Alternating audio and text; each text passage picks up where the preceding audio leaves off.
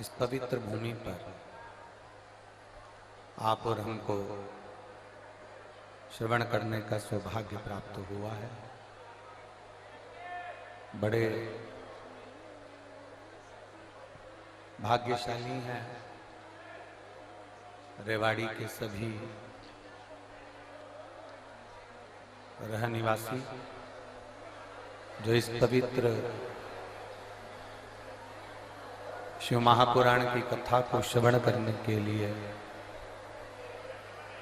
लाखों की संख्या में आप सब यहाँ विराजमान हैं। मुख्य यजमान श्री सुनील जी मूसेपुर, धर्मपत्नी श्रीमती मंजू यादव जी,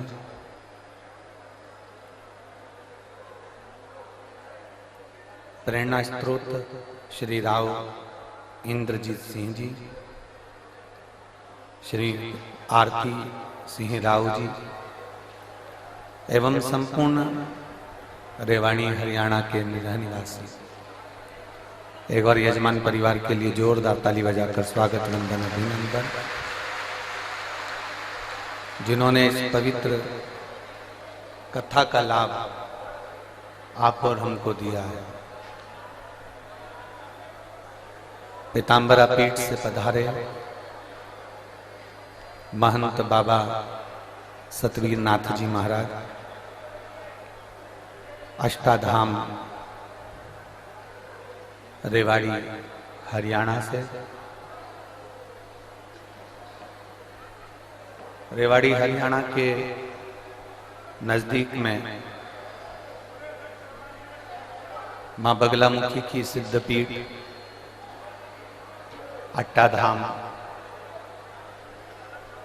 जाट जाटी रेवाड़ी जो 500 वर्ष से मां पीताम्बरा मां बगलामुखी जहां पर विराजमान है, ऐसी पवित्र भूमि आपके रेवाड़ी के नजदीक में विराजमान है।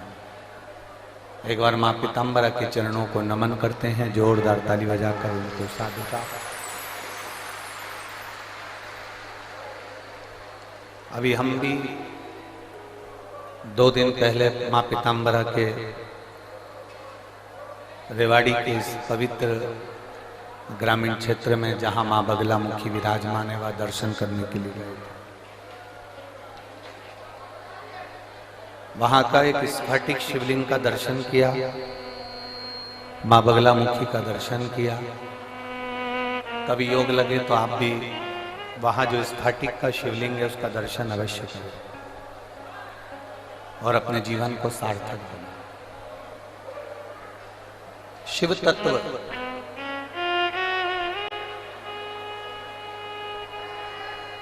जो एक बार प्रेशर बाहर भगवान देवाधिदेव महादेव की अविरल भक्ति को जो धारण कर लेता है, भगवान शिव की पवित्र कथा को जो एक बार अपने जीवन में उतार लेता है, वो मनुष्य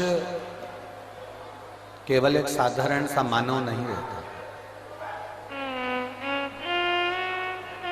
भगवान शंकर की अविरल भक्ति को धारण करने वाला मानव, भगवान शिव की अविरल भक्ति को अपने भीतर उतारने वाला मानव कोई साधारण नहीं है। वो स्वयं भगवान शंकर का ही एक स्वरूप, और मेरे भगवान शंकर का कोई रुद्रगण होगा जो भगवान शंकर की अविरल भक्ति को अपने भीतर उतारता होगा।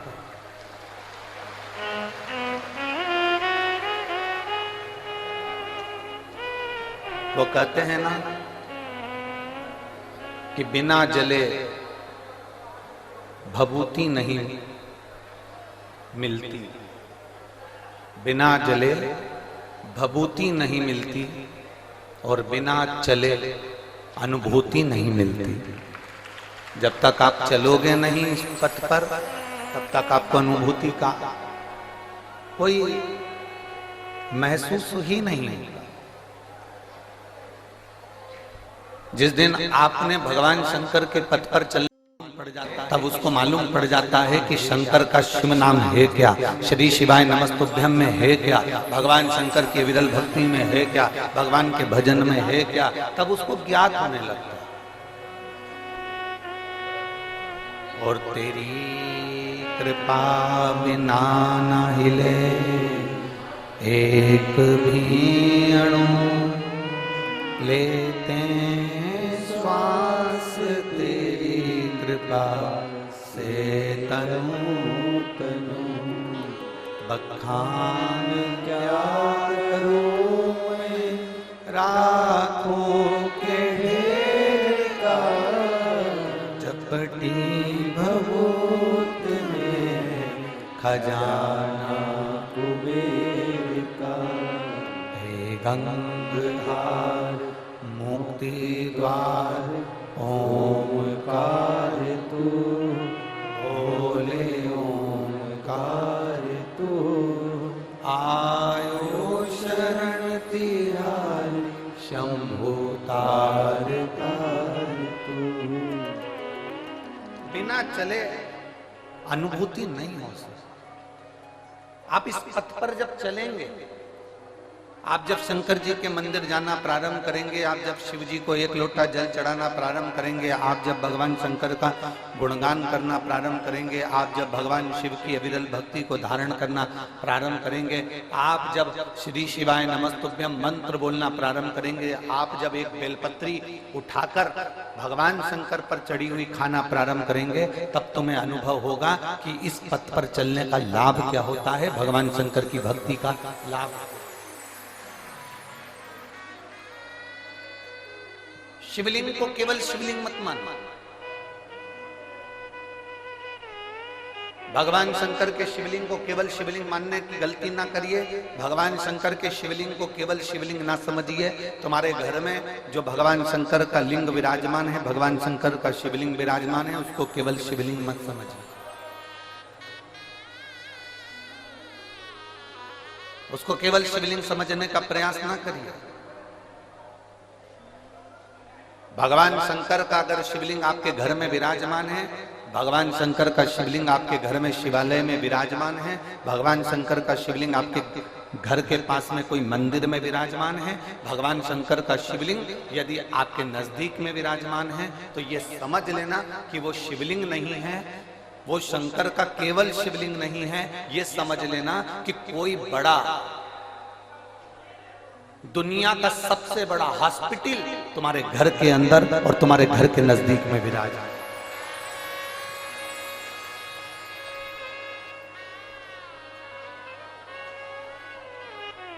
उसको केवल शिवलिंग मत समझिए, उसको केवल शंकर भगवान का शिवलिंग मत समझो। उसको यह समझिए कि वो हमारे घर में जो शंकर भगवान का शिवलिंग विराजमान है, हमारे घर में जो शंकर भगवान का शिवलिंग है, वो साधारण नहीं, वो स्वयं शिव का एक प्रतिबिंब है। देखिए, आज कथा का विराम दिवस है। हम तो यही कहेंगे, हमने आज तक शिव महापुराण की कथा में जो देखा है, जो हमने अनुभव किया है, वही हम आपको बता रहे हैं कि जैसे मेहमान 15 दिन, 8 दिन, 5 दिन तुम्हारे घर में रहते हैं, वो बच्चों को कुछ नहीं देते, पर मेहमान जब जाने लगते हैं तो अपना पर्स खोलकर अपने घर के बच्चों को जरूर कुछ न कुछ देकर जाते हैं। उसी तरह मेरा देव अधिदेव महादेव कथा का विराम होता है तो कुछ न कुछ देकर जरूर जाते हैं।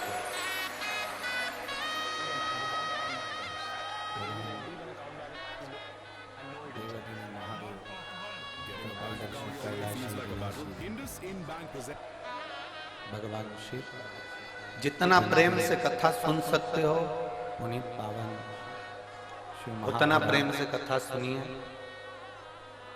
बहुत पूरी रात आप लोगों ने इस कथा का इंतजार किया, पूरी रात हो गई आप लोगों को। जैसे बैठे हो ना, इतनी भी जगह नहीं थी।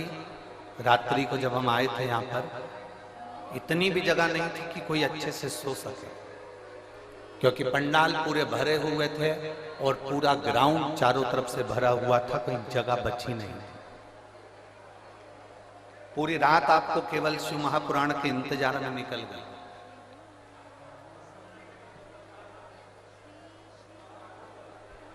कई वीआईपी सुबेरे सुबेरे आ रहे होंगे और अंदर आने के लिए जिद कर रहे होंगे। हमारा उनसे निवेदन है, आपके चक्कर में इतने लोग जो रात भर से इंतजार कर रहे हैं, उनकी कथा ना रह जाए, उसका स्मरण अपने भीतर रखें। ये जो पूरी रात से इंतजार कर रहे हैं, आपके चक्कर में इनकी कथा ना रह जाए, इसलिए आपको जहां जगह मिले वहां बैठकर सुनो। जिद मत करो कि हमको आगे जाना है या आगे बैठना है या मैं आगे पहुंचना है। जहां मिल जाए, 2.5 घंटे की कथा और है, बड़े प्रेम से सुन लो, और इतने प्रेम से सुन लो कि ये झोली तुम्हारी खाली ना रहे, मेरा भोलेनाथ तुम्हें भर कर पहुंचा जाए। दिल से सुनो।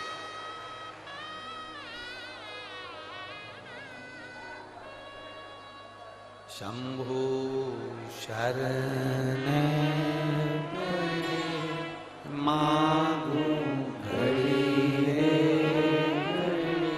दुख काटो, दया करी दर्शन आपो। शंभु शरण पड़ी मांगू घड़ी रे घड़ी दुख काटो, दया करी दर्शन आपो। शिव कथा कर एक केवल शिवलिंग को शिवलिंग ना समझे।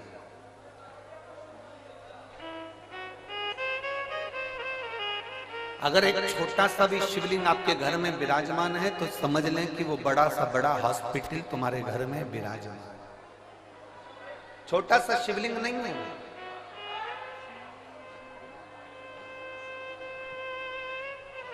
वो बहुत छोटा सा शिवलिंग नहीं, वो आपके घर में देवाधिदेव महादेव स्वयं कालाधिपति विराजमान है। बस उस शंकर को पहचानने के लिए तुम्हारे नेत्र अच्छे चाहिए।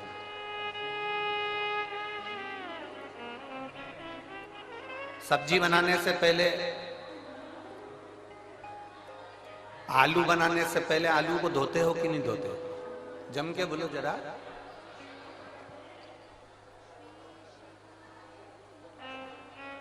बैंगन बनाने से पहले बैंगन को धोते हो कि नहीं धोते हो? बोलते जाओ जरा जल्दी जल्दी। धोते हो। लौकी बनाने से पहले लौकी को धोते हो कि नहीं धोते हो? धोते हो ना। कपड़ा गंदा हो जाता है तो कपड़े को धोते हो कि नहीं धोते हो? बोलते जाओ। धोते हो। आलू गंदा हो गया तो आलू को धोया है, लौकी गंदी हो गई तो लौकी को धोया है, कपड़ा गंदा हो गया तो कपड़े को धोया है। इनको धोने के लिए पानी की जरूरत पड़ती है, पर जब ये मन गंदा हो जाता है, इसको धोने के लिए पानी नहीं सत्संग की जरूरत पड़ती है। जब ये मन भटकने लगे, जब यह मन तुमको लगने लगे कि ये भटक रहा है, ये केंद्रित नहीं हो रहा, ये भगवान की विरल भक्ति की ओर जा नहीं रहा, तब इसको कहीं शिव पुराण की कथा में ले जाकर बिठा। तब इस मन को भगवान शंकर की कथा में ले जाकर बिठा दो और मन को भगवान शंकर की विरल भक्ति में डुबाने का प्रयास करो। फिर यह मन भटकेगा नहीं।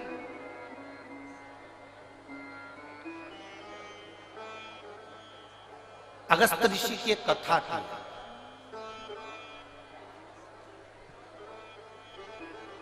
अगस्त ऋषि का एक संवाद आता है कि जिन अगस्त ऋषि को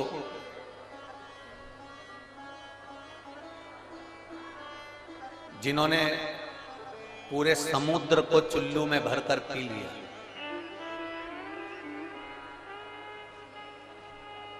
जिन अगस्त बाबा के दरवाजे पर भगवान शंकर माता सती को लेकर कथा सुनने के लिए जाते हैं। रामचरितमानस में अगस्त ऋषि का संवाद आता है, स्कंद पुराण में अगस्त ऋषि का संवाद आता है, शिव महापुराण में अगस्त ऋषि का संवाद आता है, विष्णु पुराण में अगस्त ऋषि का संवाद आता है। जिन अगस्त ऋषि को कुंभज ऋषि भी कहा गया, जिनके दरवाजे पर भगवान शंकर माता सती को ले जाकर कथा सुनवाने के लिए पहुंचते हैं, वो अगस्त ऋषि का जन्म कैसे हुआ?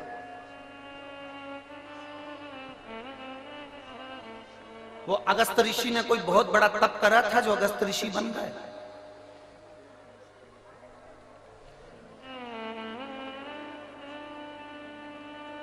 वो अगस्त ऋषि ने बहुत बड़ी तपस्या करी थी जो अगस्त ऋषि बन गए? अगस्त ऋषि का जन्म कैसे हुआ? जो भगवान शंकर को सती जी के साथ में बिठाकर कथा सुना रहे हैं, वो अगस्त ऋषि पृथ्वी पर पैदा कैसे हो गए? उनका जन्म कैसे हो गया? ऐसा कौन सा पुण्य अगस्त ऋषि ने कर दिया जो वो भगवान शंकर को कथा सुना रहे हैं? ऐसा कौन सा पुण्य अगस्त ऋषि ने कर दिया, कुंभज ऋषि ने कर दिया जो माता सती को कथा सुना रहे हैं? अगस्त ऋषि ने, कुंभज ऋषि ने ऐसा कौन सा पुण्य कर दिया जो समुद्र को चुल्लू में भरकर पी गए? अगस्त ऋषि, कुंभज ऋषि ने ऐसा कौन सा पुण्य कर दिया जिसके बल पर वो देवताओं के हित के लिए कार्य करने लगे? और जब सारे असुर, सारे राक्षस समुद्र के अंदर छुप जाते हैं तो वो समुद्र के जल को पीकर असुरों को पेट में ही मार देते हैं।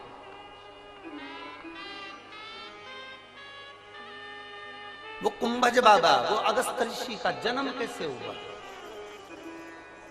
स्कंद पुराण कहते हैं, प्रभास क्षेत्र में, स्कंद पुराण कहती है प्रभास क्षेत्र में एक भगवान शंकर का बड़ा सुंदर शिवालय है जिसका नाम वैश्वानरेश्वर है।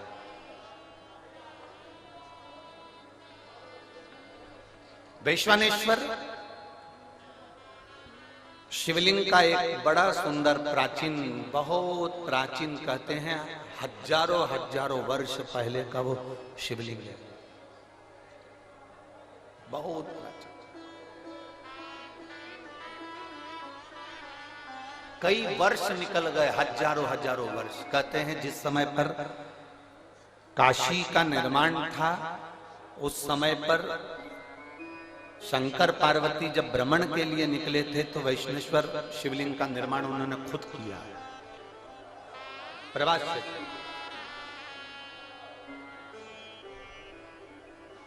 उसी शिवलिंग के मंदिर के गर्भगृह में, उस मंदिर के अंदर एक तोता रहता था, एक मिट्ठू, एक तोता घोंसला बना लिया था। उसकी धर्मपत्नी, वो तोते की धर्मपत्नी, वो मिट्ठू की धर्मपत्नी, वो शुक्र की धर्मपत्नी भी उसके साथ में रहती थी, दोनों साथ में।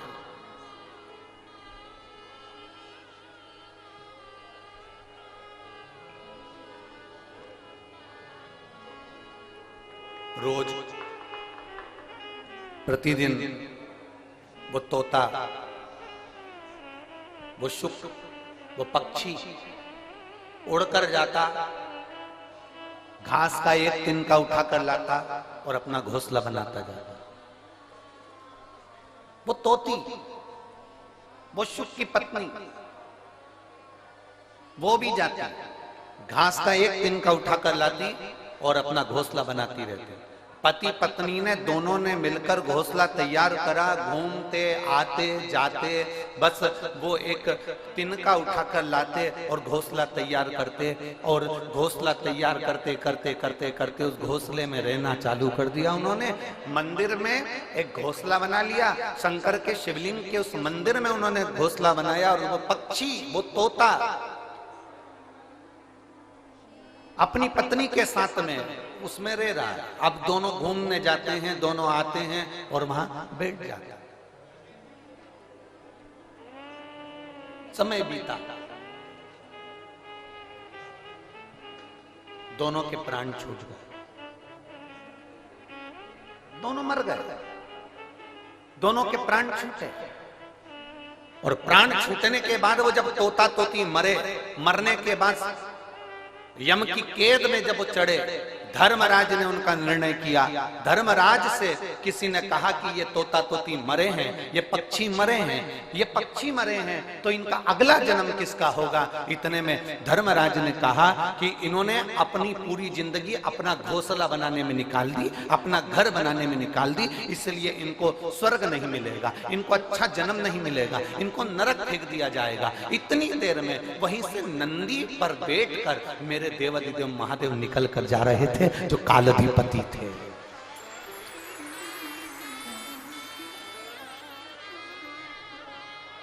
मेरे देवाधिदेव महादेव निकल कर जा रहे थे, जो कालाधिपति थे। उन्होंने जो तोता तोती को देखा तो पहचान गए कि ये मेरा तो वैष्णवेश्वर, मेरे शिवलिंग के पास में इन्होंने घोंसला बनाया था और ये मेरे शिवलिंग के आसपास में परिक्रमा करते थे। जब भी उड़कर आते थे मेरे शंकर के मंदिर में चारों तरफ घूम के फिर अपने घोंसले में जाते थे। मंदिर में आते थे, फिर घूमते थे, फिर घोंसले में जाते थे, फिर घूमते थे, फिर घोंसले में जाते थे। ये पक्षी घूम घूम कर मेरी परिक्रमा करता था। शंकर भगवान ने कहा यह कोई साधारण पक्षी नहीं है, इसने मेरे शिवलिंग की इसकी पत्नी का नाम लोपामुद्रा होगा और ये जो पृथ्वी पर जन्म लेगा ये साधारण मनुष्य नहीं होगा, इसका नाम अगस्त ऋषि होगा। अगस्त ऋषि।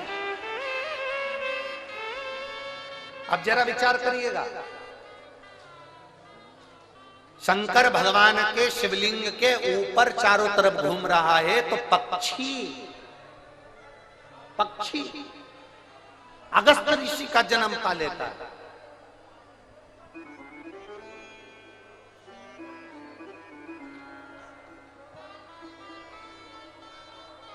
जिस प्रदोष व्रत का हम वर्णन करते हैं, जिस प्रदोष के दिन का आपको बधाई कल हमने दी थी कि प्रदोष की आपको बधाई हो। प्रदोष शाम का जो समय होता है, प्रदोष काल जो होता है, उसका वर्णन जब हम करते हैं, ये प्रदोष की पूजन का विधान किसने बनाया, ये प्रदोष की पूजन का नियम किसने बनाया, ये प्रदोष की संध्या काल का, प्रदोष के समय का पूजन का विधान कौन बनाया, ये प्रदोष के समय पर एक बेलपत्र चढ़ाने का विधान किसने बनाया, प्रदोष के समय पर एक समीपत्र चढ़ने का विधान किसने बनाया। प्रदोष के समय पर अगर मान लो कोई भिखारी से भिखारी व्यक्ति भी है जो ठेला चला रहा है, उसके पास में खाने के लिए कुछ नहीं है, फटे कपड़े पहन रहा है, उसकी जिंदगी में कुछ भी नहीं बचा और कर्जे में लदालूम हो गया, एक चावल का दाना अगर वो प्रदोष के दिन, प्रदोष काल में शाम के समय पर शंकर के शिवलिंग पर चढ़ा देता है, तो 3 या 4 प्रदोष में उसका कर्जा चूकना प्रारंभ हो जाता है। प्रदोष का विधान। इतना ये प्रदोष का वर्णन करा किसने, इतना प्रदोष की महत्वता बताई किसने, कौन करे इतना वर्णन। अगर प्रदोष की महत्वता बताने वाला कोई है, इसीलिए मेरे शंकर भगवान माता सती को लेकर कुंभज ऋषि के यहाँ, अगस्त ऋषि के यहाँ कथा सुनने के लिए गए थे, क्योंकि उनके बराबर कोई शंकर के महत्व को बता नहीं सकता और प्रदोष के महत्व को नहीं बता सकता। सती मैया को प्रदोष का महत्व बताने के लिए शंकर सती जी को लेकर कुंभज बाबा के यहाँ गए थे, अगस्त ऋषि, कि प्रदोष के महत्व को तो जानो सती, तुम प्रदोष के महत्व को तो सती जानो, तुम प्रदोष के महत्व को तो सती पहचानो कि प्रदोष का महत्व क्या होता है, प्रदोष काल का महत्व क्या होता है, प्रदोष के समय का महत्व क्या होता है। जिस समय पर सूरज डूब रहा हो, चंद्र प्रकाशित हो रहा हो, दोनों का मेल हो रहा हो, ना तो पूरा सूरज डूबा है, ना पूरा चंद्र आया है, ना पूरा अंधेरा है, ना पूरा उजाला है, उस समय को प्रदोष काल कहा गया, उस समय को प्रदोष का समय कहा, प्रदोष काल कहा। अब कई लोग हमसे कहते हैं गुरुजी आप हमको प्रदोष का समय बताया करो कि प्रदोष काल किसको कहते हैं, प्रदोष का समय किसको कहते हैं। अब एक बात हम आप सबसे कहना चाहते हैं, जितने लोग आस्था चैनल पर सुन रहे हैं, जितने फेसबुक यूट्यूब पर सुन रहे हैं और जितने रेवाड़ी की इस पवित्र धरा पर कथा को सुन रहे हैं, आप सबसे एक बात कहना चाहेंगे, अगर हम समय देखकर बताएं आपको कि शाम को 6 बजे, 6:30 बजे, 6:30 पे लेकर 7:30 के बीच में ये समय है, या 5:30 से लेकर 6:30 तक का ये समय है, या हम तुमको बोल दें कि इतनी बजे ये समय प्रदोष काल का रहेगा या इतनी बजे ये समय रहेगा, तो देखिए कभी कभी ठंड का समय आता है तो दिन जल्दी ढल जाता है, कभी कभी गर्मी का समय रहता है तो दिन बहुत लेट ढलता है। इसलिए समय की गणना से मत चलो, आप तो ये अंदाजा लगाकर रखो कि दिन ढल रहा हो,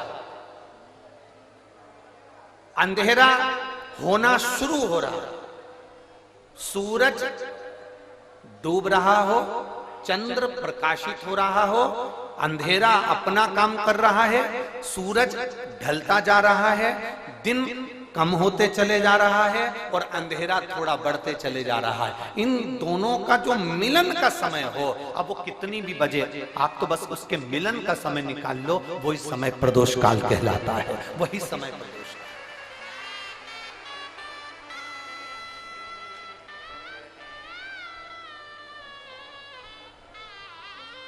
अब प्रदोष काल की पूजन का विधान किसने बनाया?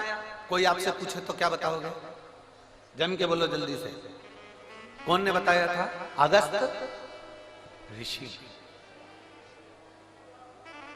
सबसे पहले प्रदोष की पूजन कौन ने करी थी? अब कोई आपसे पूछे तो आपको उत्तर देना है। 12 ज्योतिर्लिंग में से एक ज्योतिर्लिंग है ओमकारेश्वर। कौन सा ज्योतिर्लिंग है? सब बोलो। ओमकारेश्वर। विंध्य नामक पर्वत पर वो ज्योतिर्लिंग विराजमान। एक बार देवऋषि नारद भ्रमण करते करते विंध्य पर्वत पर आ गए। मारियो रस्क और मेरी तरफ से आपको होली की बहुत बहुत बधाई। जहां दिखे मारियो अपना समझ के खा लियो। मालूम है ना सबको क्या काम है उनका? दुनिया के लोग कहते हैं नारद जी का काम है चुगली करने का, पर शिव महापुराण की कथा कहती है नारद जी का काम चुगली करने का नहीं है। नारद जी का काम किसी व्यक्ति को अग्नि प्रज्वलित कर कर, किसी व्यक्ति में आग प्रज्वलित कर कर, किसी व्यक्ति के हृदय को जलाकर भगवान की भक्ति को प्रकट करने की सामर्थ्यता देवऋषि नारद। लोग कहते हैं नारद जी का काम चुगली करने का है, लोग कहते हैं नारद जी का काम निंदा करने का है। निंदा करने का नहीं, निंदा के माध्यम से भगवान की भक्ति प्रकट करना। किसी के अंदर इतनी जलन उत्पन्न कर देना कि वो तप करने बैठ जाए, किसी की इतनी बड़ाई कर देना कि वो भगवान की भक्ति से जुड़ जाए। ये देवऋषि नारद का काम। दुनिया के लोग, दुनिया के कथाकार कहते हैं कि देवऋषि नारद निंदक है, देवऋषि नारद चुगलखोर है, देवऋषि नारद निंदा करते हैं। ये दुनिया के लोगों ने एक पक्ष देखा, अगर दूसरा पक्ष देखते तो मालूम पड़ता कि देवऋषि नारद निंदक नहीं है। देवऋषि नारद जो देवऋषि नारद हैं वो चुगलखोर नहीं है। देवऋषि नारद अपनी वाणी से किसी के अंदर अग्नि उत्पन्न कर कर उसको इतना अंदर से जला देते हैं कि वो भगवान को प्राप्त करने के लिए फिर कुछ ना कुछ प्रयास कर ही लेता है। जब जब देवऋषि नारद ने निंदा करी, जब जब देवऋषि नारद ने चुगली करी, तब तक देवता को प्रकट होना पड़ा।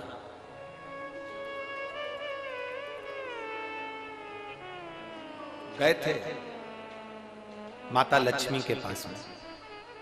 देवऋषि नारद ने माता लक्ष्मी जी से कह दिया था, मैया बहुत भूख लग रही है, कुछ खाने का है क्या? बहुत तेज भूख लगी है, कुछ खाने का है आपके पास में? मैया ने अंदर से जाकर मोतीचूर का लड्डू ला कर दे दिया। नारद जी ने जो मोतीचूर का लड्डू खाया तो नारद जी ने कह दिया, मैया लड्डू तो अनसुईया जी के घर के थे, क्या जोरदार लड्डू बनाती है मैया, तुझे तो लड्डू बनाना भी नहीं आता लक्ष्मी मैया। अब तो लक्ष्मी जी को क्रोध आ गया। इतनी देर में नारद जी पहुंच गए पार्वती जी के यहाँ। पार्वती जी के यहाँ पहुंचते से कमैया भूख लग रही है, भूख बहुत तेज है। पार्वती जी अंदर गई, उन्होंने आकड़िया की रोटी काकड़िया की साग नारद जी को दे दी। नारद जी भोजन करते से बोले, मैया रोटी तो अनसुईया जी के घर की थी, क्या रोटी बनाती है, क्या रोटी। अब पार्वती जी का हृदय जल गया। थोड़ी देर बाद नारद जी ब्रह्मा जी के यहाँ पहुंच गए। ब्रह्माणी बैठी थी, ब्रह्माणी से कहा, मैया बहुत तेज भूख लग रही है। ब्रह्माणी अंदर गई, खीर बनाकर ला कर दे दी। नारद जी बोले, मैया खीर तो अनसुईया जी के घर की थी, क्या जोरदार खीर थी। अब तो तीनों देवियां इकट्ठी हो गई। मोहल्ले की 3 माताएं अगर एक जगह पर मिल जाए तो समझ लेना कि किसी ना किसी की बुराई चालू है, किसी ना किसी की निंदा चालू है। अगर ये तीनों एक जगह पर मिल गई है ना तो जरूर किसी ना किसी की निंदा चल रही है, किसी ना किसी की बुराई चल रही है, पक्का।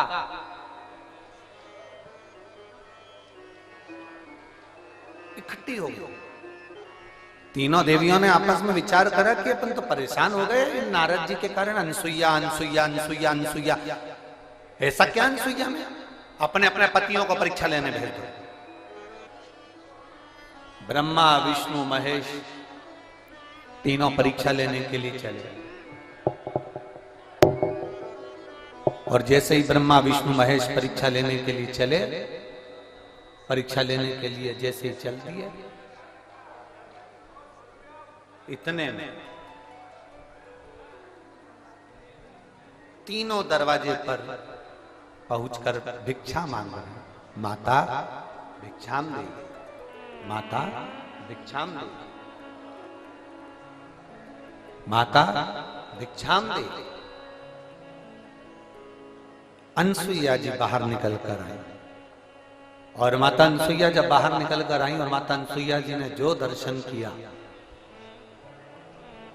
दर्शन करते से ही माता अनसुईया जी ने पूछा, देवताओं आपको क्या चाहिए? तो कि भिक्षा चाहिए। अनसुईया जी अंदर गई, पात्र में थोड़ी सी भिक्षा लेकर आई, अन्न का दान देने लगी। इतने देर में जब अन्न का दान देने लगी, तब उसी समय पर अनसुईया जी जब अन्न का दान दे रही थी, तब तीनों देवताओं ने खड़े होकर कह दिया, हमको भिक्षा ऐसे नहीं चाहिए,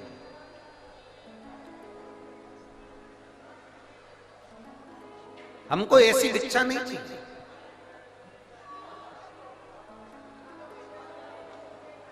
हमको ये भिक्षा नहीं, तो तुमको कैसी भिक्षा चाहिए? ब्रह्मा विष्णु महेश ने कहा, क्योंकि इनको देवियों ने कहा था कि जब भिक्षा मांगने जाना तो अनसुईया जी से कहना कि वस्त्र उतार कर भिक्षा देने के लिए, वस्त्र। अब तीनों देवताओं ने Hi. Let's take a VP. Come on. One sec. I have a better angle. My new Galaxy Z Flip 5. It's your turn to flip.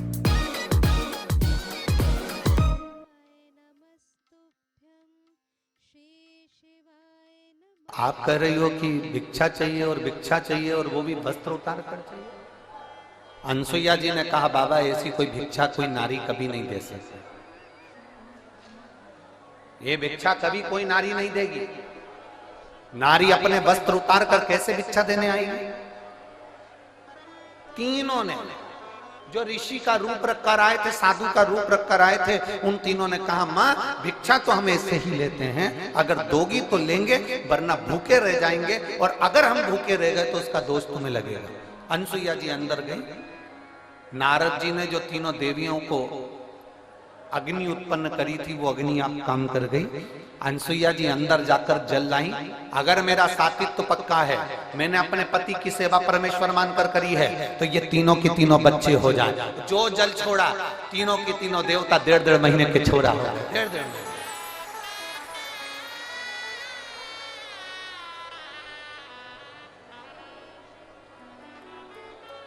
अंत ऋषि तो थे। अनसुईया जी ने विश्वकर्मा जी का ध्यान कर कर चंदन का पन्ना बनवाया, रेशम की डोरी लगवाई, तीनों देवताओं को उसमें विराजमान कर दिया, तीनों देवताओं को उसमें विराजमान कर दिया।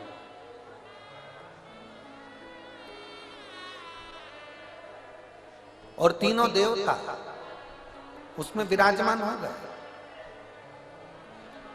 चंदन के पलने में रेशम की डोरी डालकर माता अनसुईया तीनों को झुला रही थी। इतने में अंतरी ऋषि का आगमन हो गया। अंतरी ऋषि ने पूछ लिया अनसुईया जी से कि ये किनके बच्चे हैं। अनसुईया जी तुरंत अंतरी ऋषि से कहती हैं ये अपने बच्चे हैं। अंतरी ऋषि ने कहा अभी मैं स्नान करने गया था तब तो एक भी नहीं था और आया तो तीन तीन। अनसुईया जी बोली भगवान जब देता है तो छप्पर फाड़ कर देता है।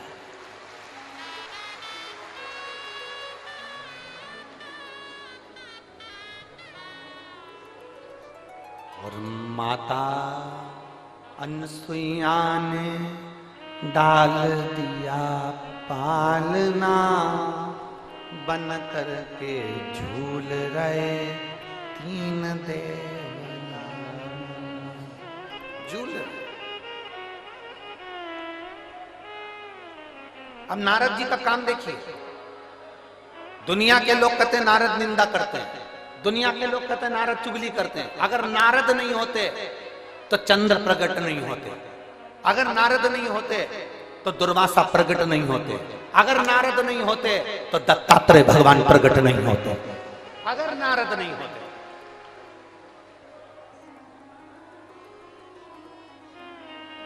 नारद जी चले लक्ष्मी जी के पास में पहुंचे। मैया आज बड़ी बेचैन दिख रही हो। लक्ष्मी जी बोली क्या बताएं, हुआ क्या। अपने पति को भेजा था अनसुईया जी की परीक्षा लेने के लिए, पर पते नहीं है उनके, आज बहुत दिन हो गए दिखे नहीं मेरे को। नारद जी बोले वो तो पलने में झूल रहे हैं। लक्ष्मी जी बोली फालतू की बात मत कर, मेरा इतना बड़ा पति कोई पलने में झूलेगा, चल जा से जा। नारद जी वहां से चले तो पार्वती जी के यहाँ पहुंच गए। पार्वती जी बहुत डिप्रेशन में थी, बहुत टेंशन था माता पार्वती जी। भगवान से देवऋषि नारद ने पूछा माँ आप बहुत चिंता में दिख रही हो। नारद जी बोले तो पार्वती जी बोली बहुत चिंता है, मेरी सहेलियों के कहने पर मैंने मेरे पति को परीक्षा लेने भेजा था तो अभी तक पते नहीं है और मेरे पति को तो कोई पकड़ भी नहीं सकता, कोई उनका किडनैप भी नहीं कर सकता क्योंकि उनके गले में बब्बा पड़ा है। किसके बाप में दम है कि मेरे पति को पकड़ ले, दम से। मैया पलने में झूल रहे हैं। सरस्वती मैया से भी कह दिया पलने में झूल रहे हैं। तीनों देवियों ने नारद जी के चरण पकड़ लिए। नारद रुक जा, तो ये बता कि हम हमारे पति को कैसे लेकर आए। नारद जी ने कहा जैसे तुम्हारे पति मांगने गए थे वैसे तुम भी चली जाओ। तीनों ने ब्राह्मण की पत्नी का रूप लिया। दरवाजे पर अनसुईया जी के पहुंच गई। अनसुईया जी के दरवाजे पर जाकर तीनों देवियों ने आवाज लगाई, माता भिक्षाम दे, माता भिक्षाम दे, माता भिक्षाम दे, माता भिक्षाम दे। बार बार आवाज लगाई जाए, बार बार आवाज लगाई जा रही है, माता भिक्षाम दे, माता भिक्षाम दे, माता भिक्षाम दे।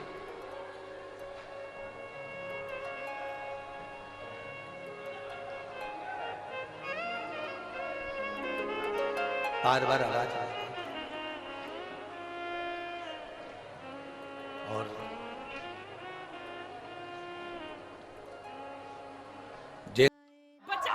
शेरू भाग गया। इससे भी बड़ी खबर सुनाऊं? रैपिडो पे लोएस्ट प्राइस कैप गारंटी, वरना डबल पैसे आपके गारंटी। डबल गारंटी, गारंटी पे guarantee, double double guarantee. Anasuya रुक गई, दरवाजा बंद है, तीनों देवियां बाहर। लक्ष्मी ने पार्वती से कहा पार्वती जरा देखो तो अंदर अपने पति हैं भी कि नहीं है। पार्वती जी ने सरस्वती से कहा तुम अंदर झांक कर देखो पति अंदर है कि नहीं है। सरस्वती मैया दरवाजे में एक छोटी सी सरंग थी, पतली सी सरंग। उस सरंग में से सरस्वती अंदर झांक कर देख रही थी। इतने में पीछे से देव ऋषि नारद जी आकर बोले, मैया तुम दूसरे के घर में झांकी हो ना, आज से पृथ्वी पर जितनी माता है ना, इनकी भी आदत बदल जाएगी। ये जब भी कपड़ा सुखाने ऊपर जाएगी तो पड़ोसी की छत जरूर ढाक के आए।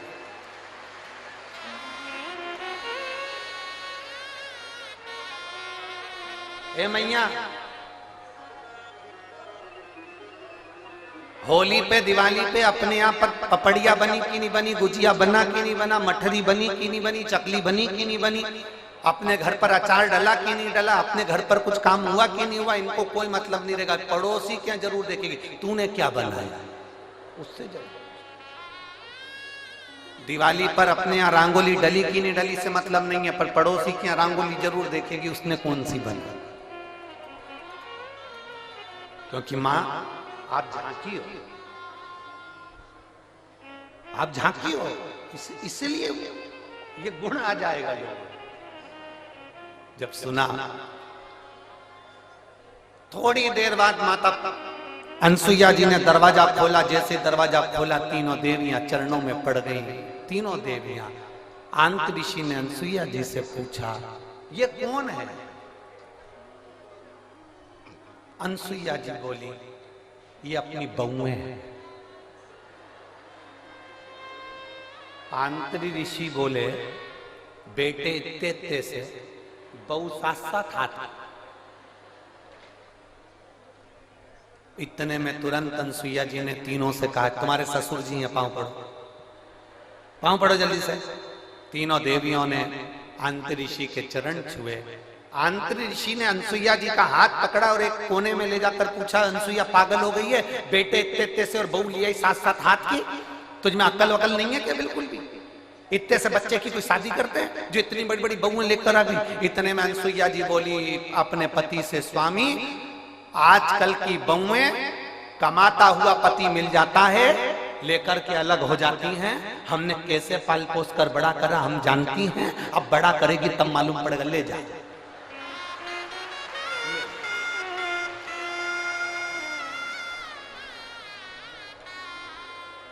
अब तीनों देवियां तीनों देवताओं को देखकर टेंशन में आ गई। लक्ष्मी जी बोली, मेरा कौन सा है? और पार्वती जी बोली, मेरा कौन सा है? सरस्वती जी की, मेरा कौन सा है? तीनों एक एक बच्चे को उठाती हैं, घुमा घुमा के देखती हैं।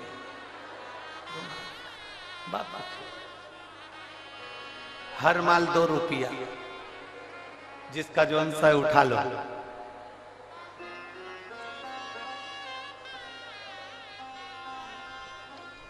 अब उठाएं किसको?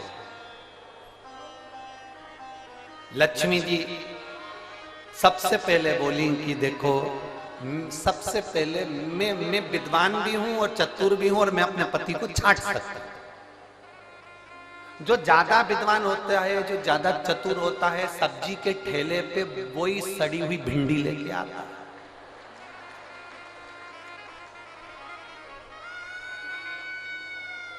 काना बैंगन जो ज्यादा समझदारी दिखाता है ना, वही लाता, वही छाट छाट के अलग अलग रखती जाएगी, रखती जाएगी, रखती जाएगी। सब्जी वाला इससे ज्यादा चतुर होता है, उसने कर रख ले तू अलग, छाट छाट के रख। इसने जैसी अलग छाट के रखा, थैली में भरा, भरने के बाद थैली इधर बाजू में रख दी, और जो सड़ा हुआ था उसकी थैली उसके हाथ में टिका दी।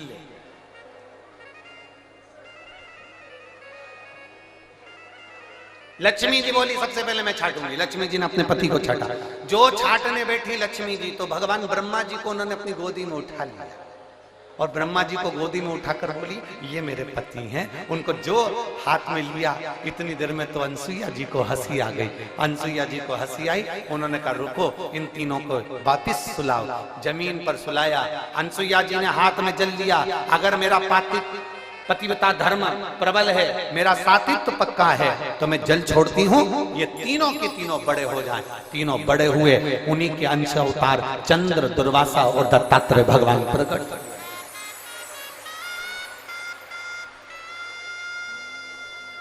उन्हीं के अंश। महाराज, दुनिया के लोग कहते हैं कि देव ऋषि नारद चुगली करते हैं, देव ऋषि नारद निंदा करते हैं, देव ऋषि नारद बुराई करते हैं। नहीं, Looking for white noise for deep sleep? Try new Mami Poco Pants Extra Absorb. Mami Poco Pants.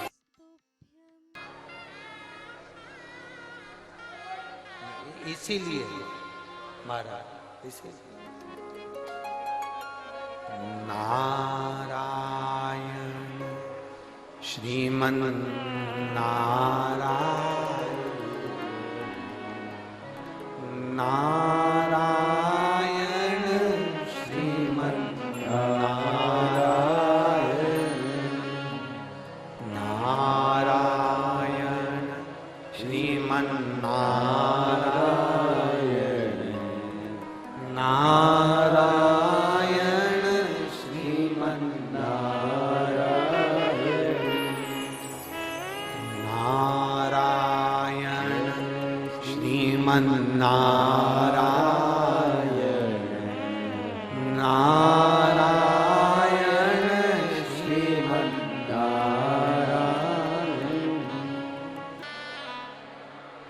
दिल से बाबा से कह कर जाएगा। 19 तारीख से 25 तारीख तक जो ये पवित्र शिव महापुराण की कथा चल रही है, आज वो विराम की ओर जाएगी।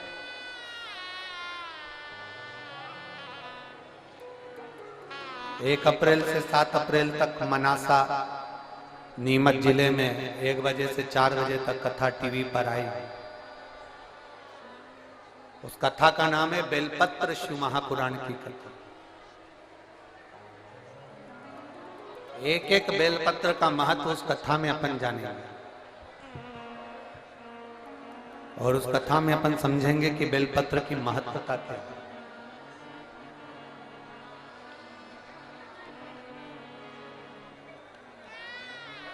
जिसको पैरालिसिस लग जाता है, लकवा लग जाता है, अगर वो भी बेलपत्र की कथा में मनासा से हम उसका वर्णन करेंगे कि एक बेलपत्र के बल पर आपके शरीर का लकवा कैसे ठीक हो सकता है। उस कथा को जरूर सुनिए।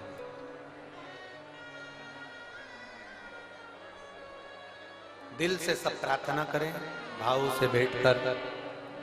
जिनको श्री शिवाय नमस्तुभ्यम आता है वो उच्च स्वर में यहाँ तक आपकी आवाज पहुंचे, इस भाव से बोले।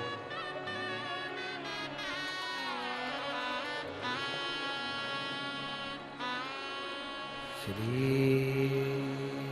शिवाय नमस्तुभ्यम, श्री शिवाय नमस्तुभ्यम, श्री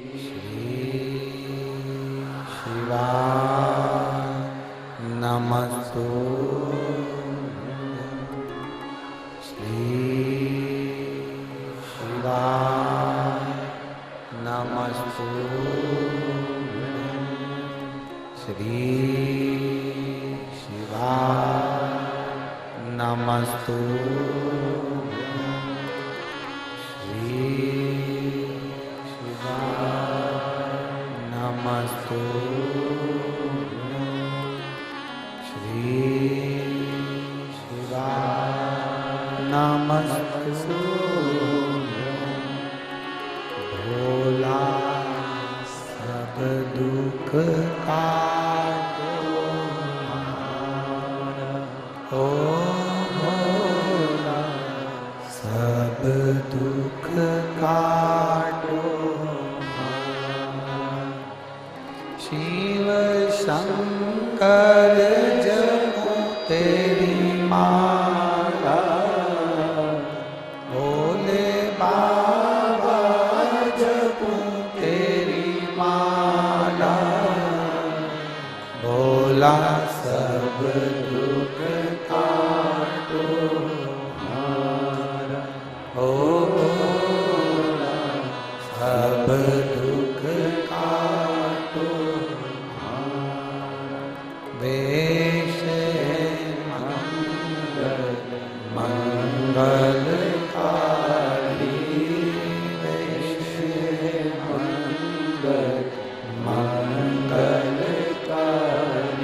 शमशान वासी हमारा, शमशान वासी हमारा, ओ भोला सब दुख काटो हमारा, ओ भोला सब दुख काटो। शिव कथा कह रही है, भगवान शंकर का संवाद कर रहा है। शिव महापुराण की कथा कर रही है।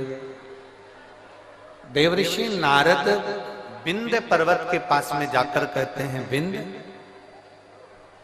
तुझ में और सुमेरु पर्वत में बहुत अंतर है। विंध्य तू इतना विशाल नहीं है जितना सुमेरु पर्वत विशाल है। अब विंध्य पर्वत को तो क्रोध आ गया। जब विंध्य पर्वत को क्रोध आया तो विंध्य पर्वत ने विचार करा कि अब कुछ भी हो जाए, मुझे इतना ऊंचा बनना है, इतना ऊंचा बनना है कि देवता तक मेरा पर्वत की श्रृंखला पहुंच जाए। अब मुझे इतना ऊंचा जाना है, अब मुझे इतना ऊंचा पहुंचना। विंध्य ने अपना विस्तार करा, सुमेरु पर्वत से भी ऊंचा विंध्य पर्वत पहुंच गया।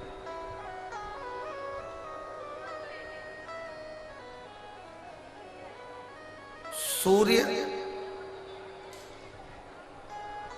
के अश्व चलते चलते थोड़ा अंधेरा हो रहा था। सूर्य अपना प्रकाश कम कर रहे थे और उस समय पर जाकर सूर्य के अश्व को विंध्य पर्वत के घोड़ों ने, विंध्य पर्वत के शिखर ने सूर्य के घोड़ों को रोक दिया, अश्व को रोक दिया। बहुत सावधानी से सुनना, ये कथा अभी तक हमारे मुखाग्रविंद पर कभी नहीं आई, परंतु ये प्रदोष की सबसे पहली पूजन, प्रदोष काल में सबसे पहली पूजन प्रदोष की कौन ने करी थी और कब करी गई थी, वो कथा चल रही। यदि कोई आपसे पूछेगा तो आप भी बता सकते हो कि हमने ये कथा ऐसे ऐसे प्रदोष की श्रवण करी।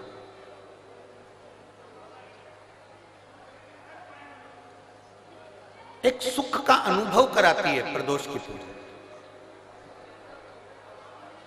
एक पत्र है, देखिए।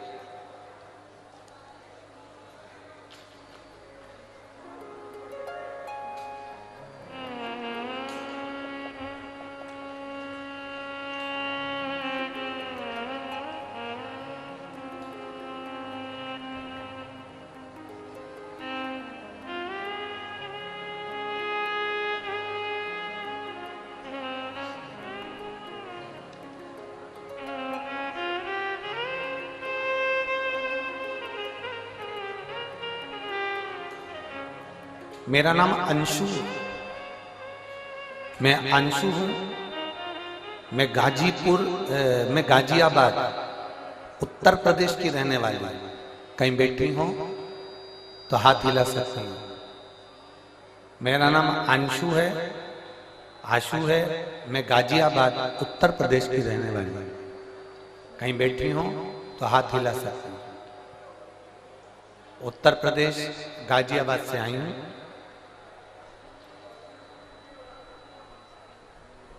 गुरुदेव, मेरी छोटी बेटी के जन्म के बाद मेरी छाती से दूध बहना बंद नहीं हुआ। जब मेरी छोटी बेटी का जन्म हुआ, जन्म होने के बाद से मेरी छाती से दूध बहता था। ऐसा कोई डॉक्टर नहीं जिसका हमने इलाज नहीं करवाया, पर वो दूध बहना बंद नहीं हो रहा था, लगातार दूध बहता ही जा रहा था। अब 1 महीना, 2 महीना, 4 महीना, 6 महीना, 8 महीना, 10 महीना इंतजार करा पर दूध बहना बंद ही नहीं हुआ। तब हमने दिल्ली के एम्स हॉस्पिटल में जांच कराई और जांच में मालूम पड़ा कि मेरी छाती में कैंसर हो गया और मुझे कैंसर बता दिया गया और सर में ब्रेन ट्यूमर बता दिया गया। अब डॉक्टर ने कहा कि कैंसर तो तुमको हो गया है और ब्रेन ट्यूमर भी है, पर इसका ऑपरेशन बहुत जरूरी है।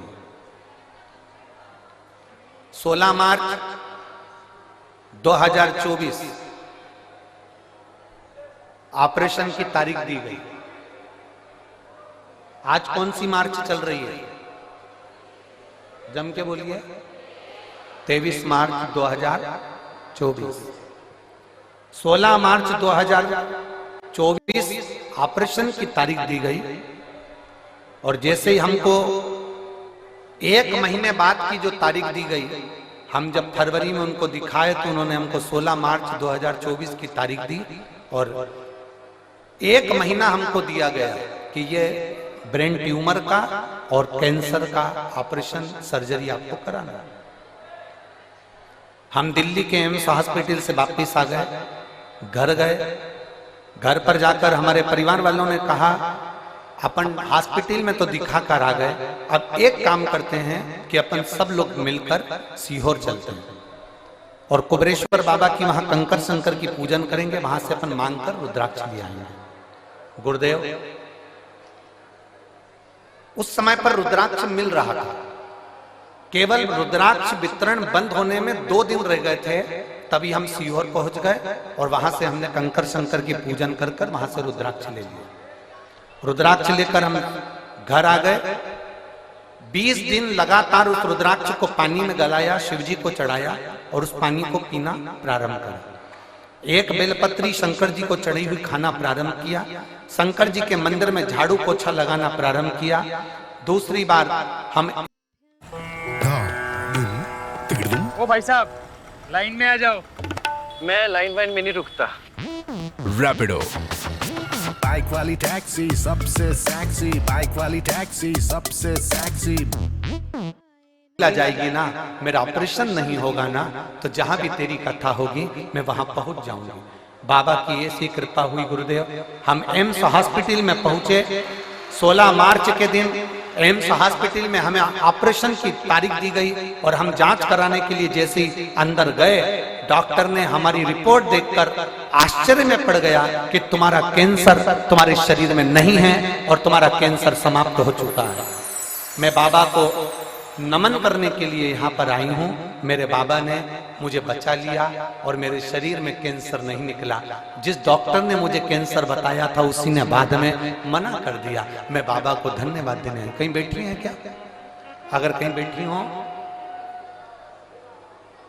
आशु नाम है इनका, गाजियाबाद उत्तर प्रदेश की रहने वाली हैं, जिनका मोबाइल नंबर ये है।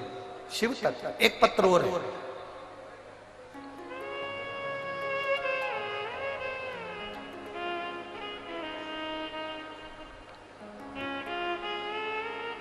प्रियंका,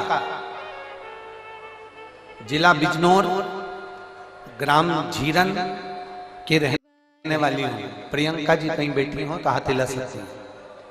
प्रियंका, मेरा नाम प्रियंका है, मैं जिला बिजनौर, ग्राम झीरन की रहने वाली हूं। कहीं बैठी हो तो हाथ हिलाइए। आप ही हैं? श्री शिवाय नमस्कार। मेरा पुत्र यथार्थ, जिसकी उम्र 7.5 वर्ष का है, आया हुआ है क्या बेटा? आया? लिया लिया लिया।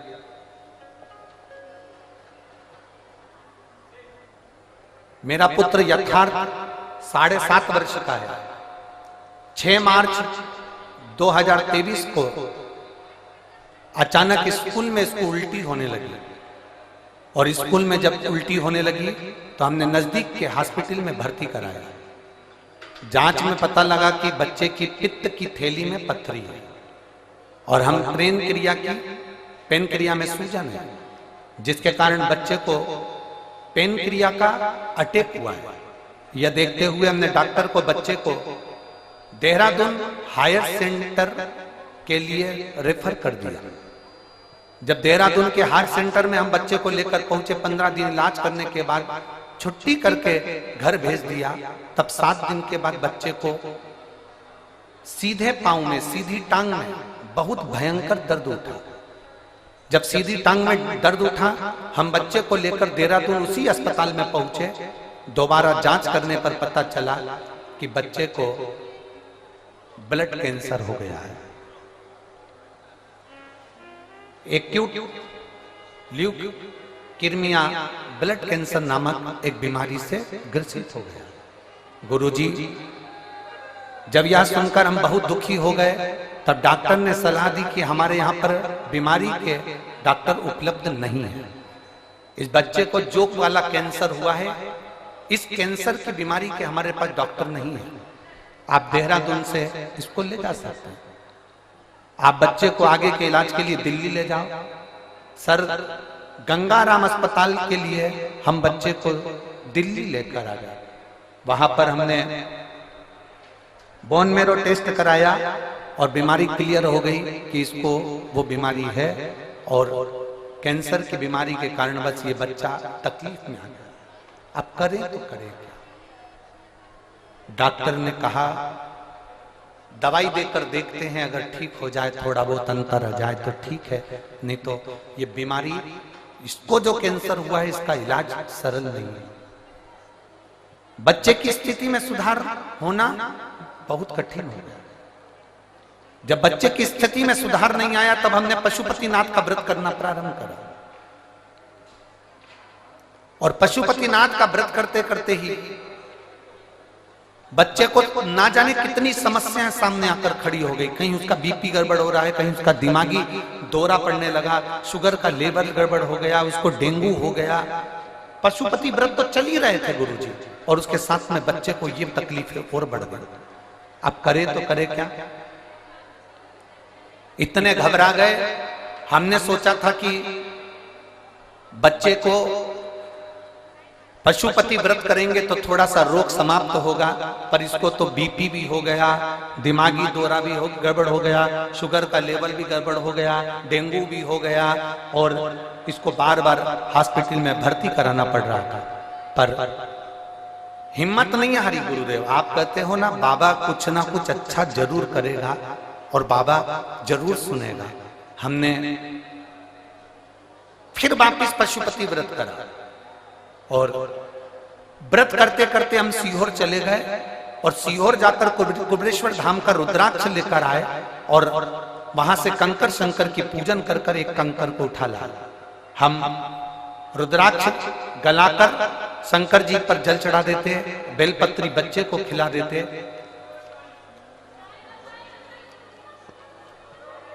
बाबा को उस बच्चे को खिला देते, और ऐसी कृपा बाबा की हुई कि अब बच्चे को आराम लगना प्रारंभ हुआ और मेरा बच्चा ठीक होना प्रारंभ हुआ।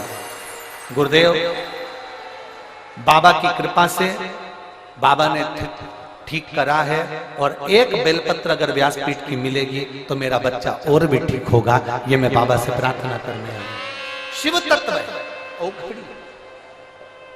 और खाली ना जाता कोई कर से तुम्हारे, खाली न जाता कोई दर से तुम्हारे।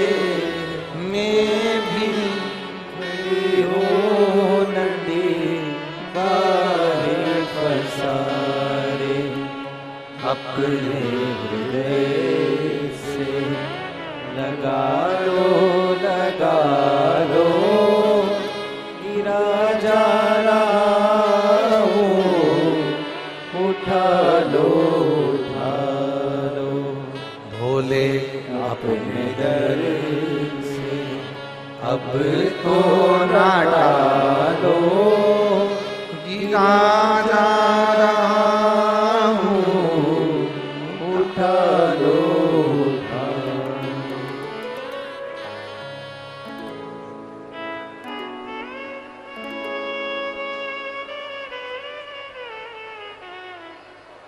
एक पत्र और बड़ा अच्छा है। शहर चरखी, दादरी, जिला दादरी, हरियाणा।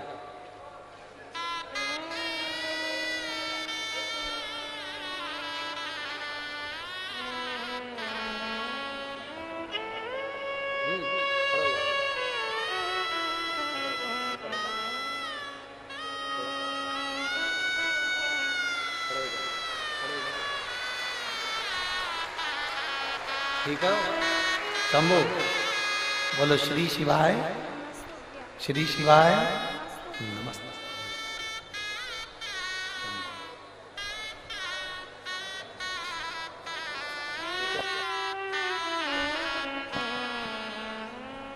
पहले से आराम है।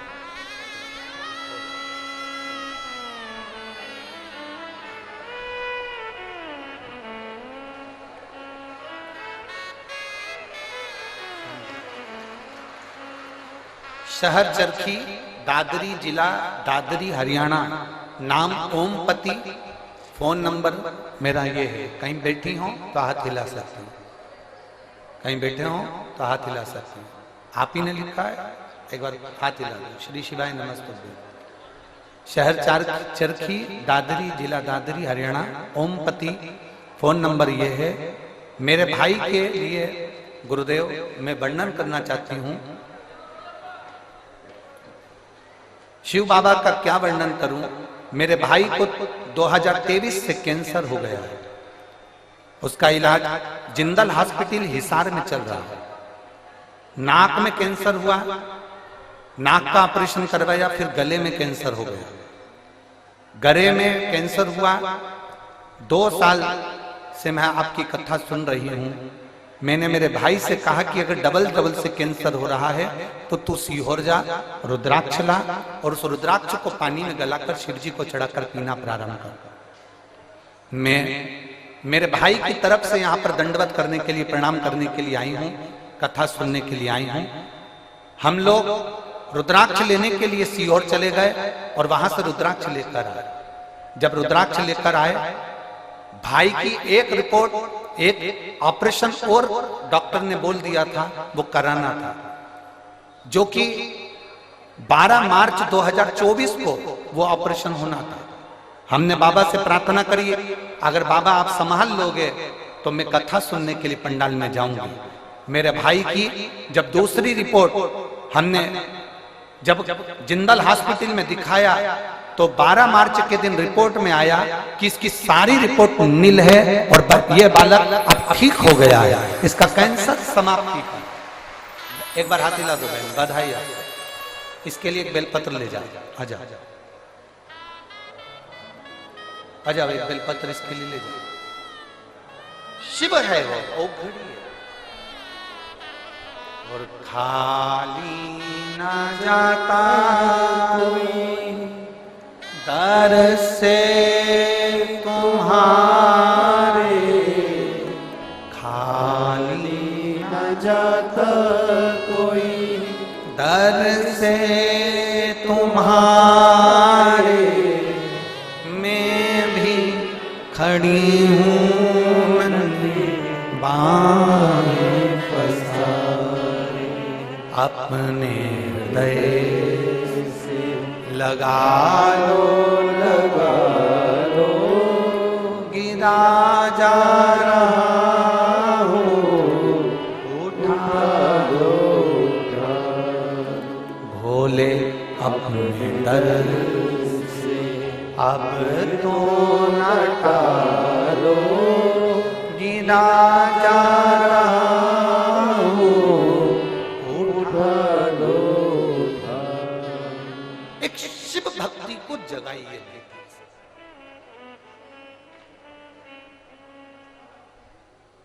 एक लोटा जल सारी समस्या का हल है। जिस दिन विश्वास से, भरोसे से, दृढ़ता से आप शंकर जी के मंदिर में एक लोटा जल चढ़ाने लगोगे, भरोसा रखकर जिस दिन बेलपत्र को खाने लगोगे,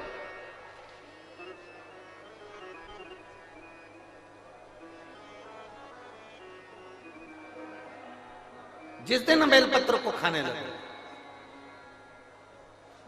भरोसा रखकर, जिस दिन भगवान शंकर की भक्ति में तुम डूबने लगोगे, उस दिन तुम्हारी जिंदगी की सारी बीमारी, सारा दुख, सारी तकलीफ मेरे काल अधिपति महाकाल राजा की। तुम्हारे जीवन का सारा दुख वो काल अधिपति महाकाल मेरे कुबेर भंडारी, मेरे कुबेरेश्वर महादेव का। एक निवेदन हम जरूर करेंगे, कभी मौका लगे, कभी मौका लगे, इस पंडाल में बोलकर जाना बाबा से कि बाबा मुझे ऐसा धन देना कि एक बार मैं भी कुबेरेश्वर धाम सीहोर आ सकूं और तेरे धाम में आकर कथा सुन सकूं, कंकर शंकर की पूजन कर सकूं, वहां का रुद्राक्ष ले सकूं। कभी कभी, और जरूरी नहीं है कि वहां का रुद्राक्ष केवल बीमारी के लिए काम आता है ना, कभी जिंदगी में कुबेरेश्वर धाम जाना और रुद्राक्ष मांग कर लेकर आना। और हम तो कहेंगे, जितने कथा सुनने वाले हैं सारे श्रोताओं से निवेदन करेंगे, लाल धागे में उस रुद्राक्ष को अपने गले में धारण कर कर रखो, जिंदगी में कभी हार नहीं होगी, आगे बढ़ते ही जाओ। चाहे महिला हो चाहे पुरुष हो, चाहे महिला हो चाहे पुरुष हो, गले में रुद्राक्ष होना जरूरी है। पहनो। कई लोग कहते हैं हम तुलसी की माला पहनते हैं, रुद्राक्ष पहन सकते, क्यों नहीं? किसने मना करा? कौन से शास्त्र में लिखा है, कौन सी वेद में लिखा है, कौन से पुराण में लिखा है कि तुलसी को पहनने वाले रुद्राक्ष नहीं पहन सकते, या रुद्राक्ष को पहनने वाले तुलसी नहीं पहन सकते?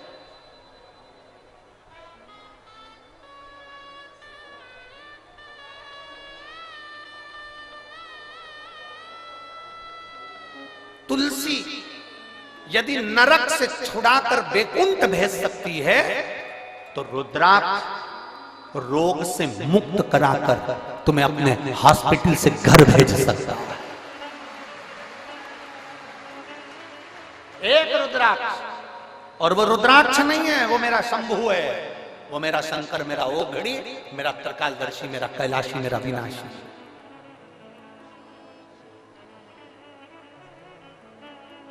कई लोग कहते हैं गुरुजी अभी अभी आपके यहाँ पर रुद्राक्ष उत्सव हुआ, अभी आपके यहाँ पर 26 तारीख को सुबह 10 बजे महादेव की होली है, आप हमेशा भक्तों को वहां बुलाते रहते हैं। हमारा तो निवेदन है किसी बहाने से आओ, चाहे तुम 26 तारीख को होली खेलने के बहाने आओ, चाहे तुम रुद्राक्ष उत्सव के बहाने आओ, और मेरे बाबा के दरवाजे पर एक बार आकर तो देखो, 3 महीने में झोला खाली नहीं करना पड़ेगा वापिस।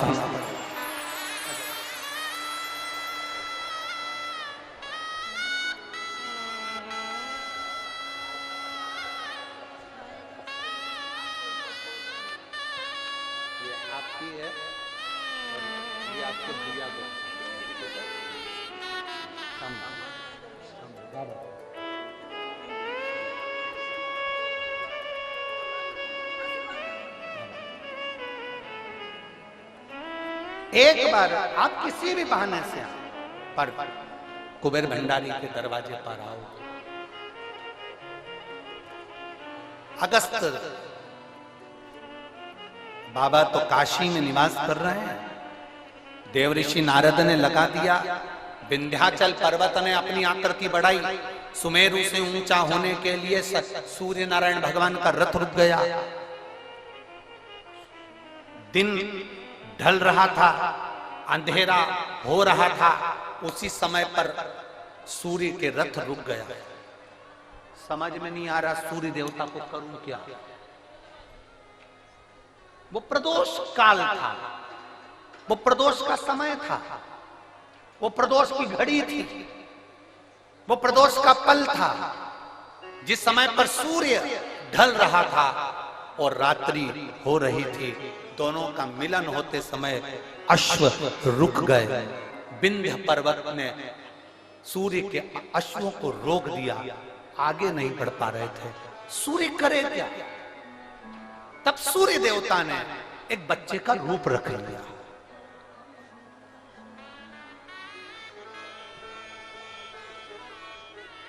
ये दुनिया के लोगों को मालूम होना चाहिए कि पहला प्रदोष का उपास व्रत प्रदोष की पूजन किसने करी है? ये आपकी आराधना में, आपकी चित्तवृत्ति में आना चाहिए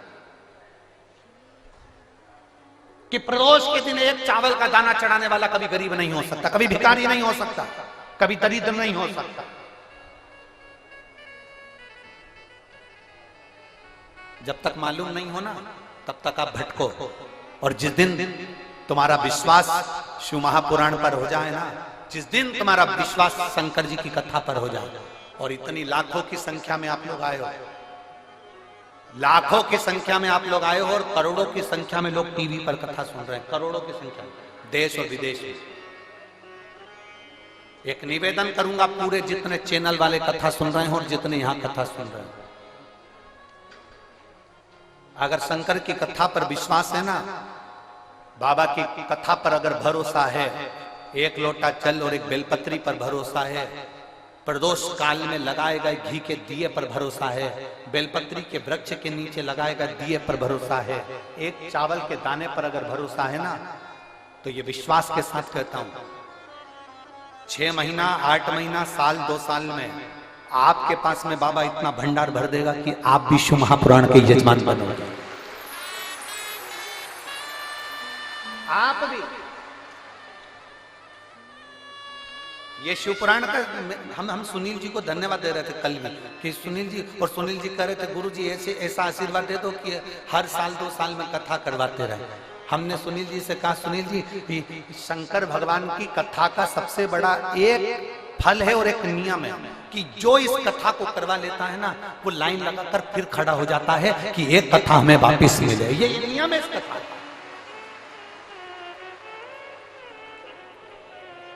भटिंडा पंजाब में अमरजीत सिंह जी ने कथा करवाई, वो 2 बार खबर कर चुके कि वापस कथा दो हमारे पंजाब के लिए।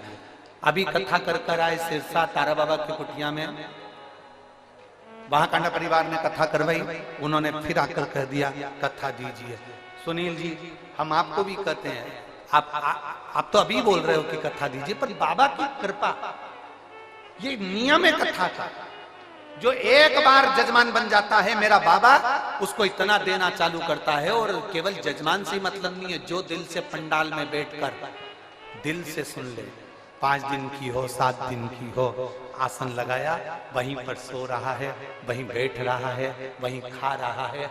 दुनिया के संत बाहर तप करते हैं, तुम यहाँ बैठकर शौचालय के लिए भी जाना है ना तो 50 बार विचार करते हो, जाऊंगी ना तो अंदर कैसे आऊंगी, वॉशरूम जाऊंगी तो कैसे आऊंगी।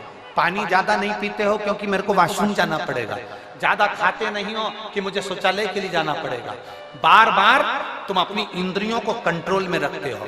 जो एक संत, साधु, सन्यासी, तपस्वी, साधक, उपासक, कुंभ के मेले के जो संत पर्वतों पर बैठकर जो संत साधना करते हैं, वो साधना शिव महापुराण के पंडाल में बैठकर मेरी माता और मेरे भाई करते हैं।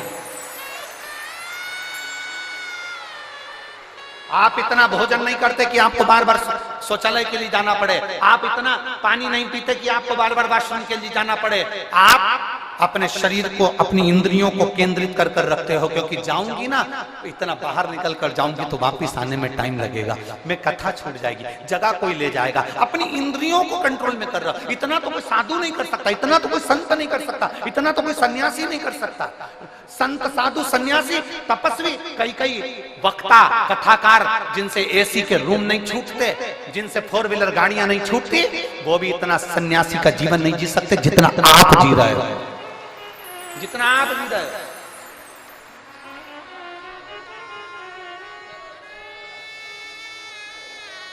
एक संत का भाव है आपका। गर्मी लग रही है, टेंट हिल रहा है, हवा चल रही है, टेंट उखड़ रहा है, पाइप गिर रहे हैं, कहीं कुछ प्रॉब्लम चल रही है, और उस बीच में तुम्हारा विश्वास, 5 दिन के लिए रेवाड़ी आई हूं, मेरे बाबा के भरोसे आई हूं, मेरा बाबा तेरे दरवाजे पर मैं आई हूं ना मेरे कुबेर भंडारी, तो मेरे दरवाजे पर तू भी आएगा, ये मेरा विश्वास लेकर, ये मेरा विश्वास। और हो भरोसा दृढ़,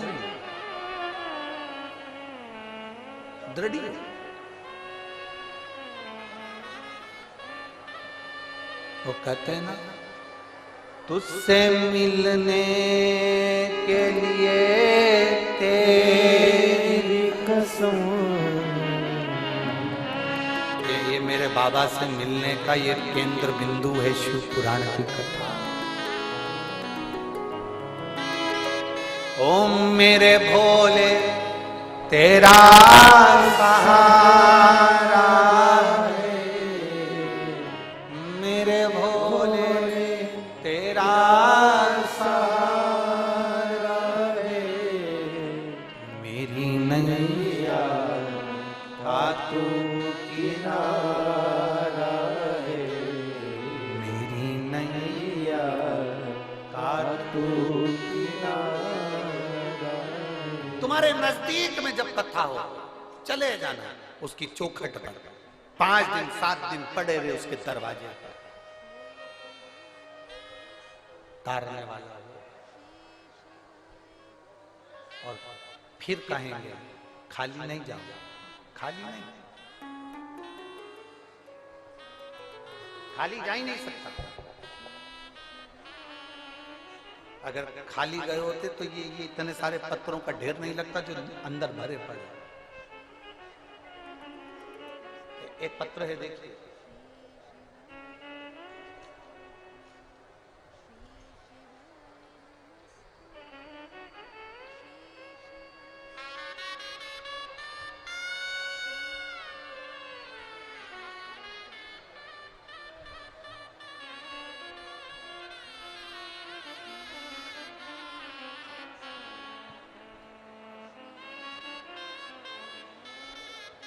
विष्णु कुमार मिसोदिया, मैं धोबी समाज से हूं।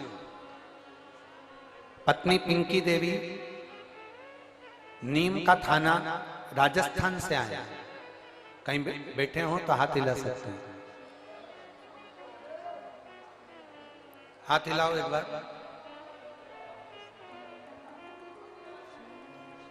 कहीं बैठे हो तो हाथ हिला सकते हैं, दिख गए? ऐसा हाथ हिला तो दिख जाओ।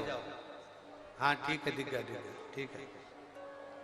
वो वाले पंडाल में, हाँ दिख गए, ठीक है। मैं विष्णु कुमार सिसोदिया धोबी समाज से हूँ। पत्नी पिंकी देवी नीम का थाना राजस्थान से हूँ। बाबा के 1 लोटे जल का मैं क्या वर्णन करूं। मेरा बेटा 7 साल से सरकारी नौकरी की तैयारी कर रहा था। 7 साल से उसका एग्जाम ना क्लियर हुआ ना वो आगे बढ़ा। बेटा आखिरी में निराश हो गया। जब बेटा निराश हुआ तो मार्ग से भटकना चालू हो गया। तब मैंने अपने बच्चे से कहा कि तू सीहोर वाला महाराज कथा कहता है, आस्था चैनल पर आती है, उसकी कथा सुना। मेरा बेटा कहता है ऐसे तो ढेर सारे महाराज आते हैं कथा कहने वाले, महाराजों का तो काम ही है कथा कहना, उनकी कथा से क्या करना, तू कथा तो सुन। मेरे बेटे ने पहली बार कथा सुनना प्रारंभ करा। 7 साल से एग्जाम दे रहा है पर किसी में क्लियर नहीं हुआ। तब मेरे बेटे ने आपकी कथा पर भरोसा कर शंकर जी के मंदिर में 1 लोटा जल चढ़ाना प्रारंभ करा। जो मंदिर में फूल पत्ती रहते थे उससे मंदिर के भगवान शंकर का श्रृंगार करना प्रारंभ करा। आज मैं बाबा को धन्यवाद देने के लिए आई हूं। जिस बेटे का विश्वास कभी देवता के प्रति नहीं था, आज आपको इतना मानता है क्योंकि उसका दिल्ली पुलिस में उसका सिलेक्शन हो गया और बाबा की कृपा से उसका ज्वाइनिंग लेटर आ गया। मैं बाबा को यहां धन्यवाद देने के लिए आया। बधाई बहन आपको, एक बार हाथ हिला दो ऐसा। श्री शिवाय नमस्ते। ठीक है बैठिए, बधाई। शिव तत्व है, लोग हिम्मत हारते हैं। शिव महापुराण की कथा कहती है हिम्मत हारने की जरूरत नहीं है। अगर भरोसा पक्का है भगवान देवाधिदेव महादेव पर, अगर तुम्हारा भरोसा प्रबल है तो हिम्मत नहीं है।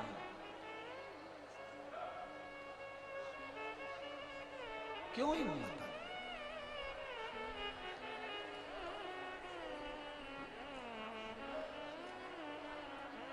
शंभु शरणे माऊ घड़ी रे घड़ी दुख का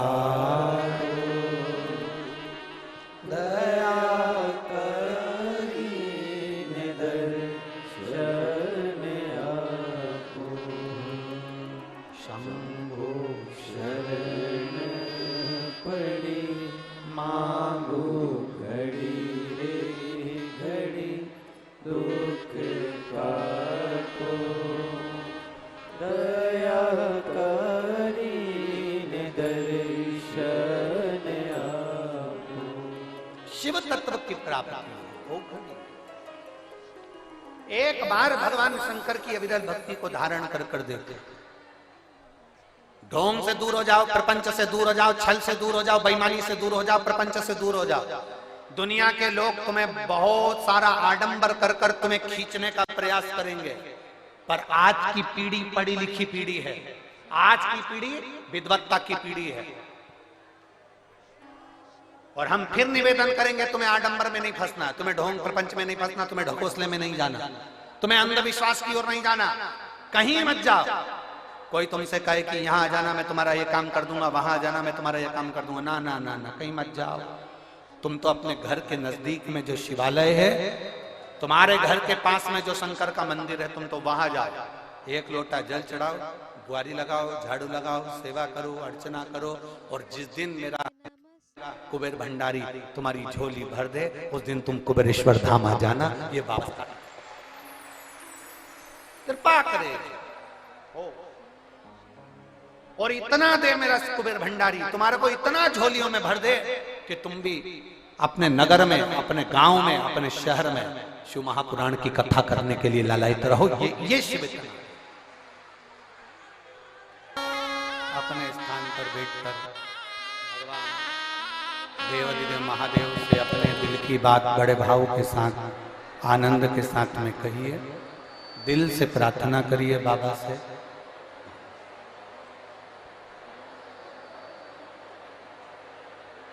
जहां जगह मिले वहां बैठकर भगवान शिव से अपने मन की बात भाव के साथ बैठकर बोलिए। जितने कार्यकर्ता खड़े हैं वो भी बैठकर प्रार्थना करें, क्योंकि बार बार कोई रेवाड़ी में कथा तो हो नहीं रही। बाबा ने मौका दिया है, बैठकर प्रार्थना करें, विनय करें।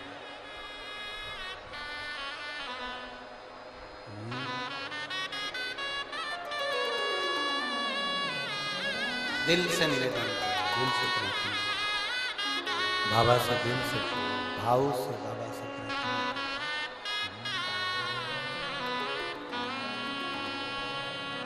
श्री शिवाय नमस्तुभ्यं। श्री शिवाय नमस्तुभ्यं।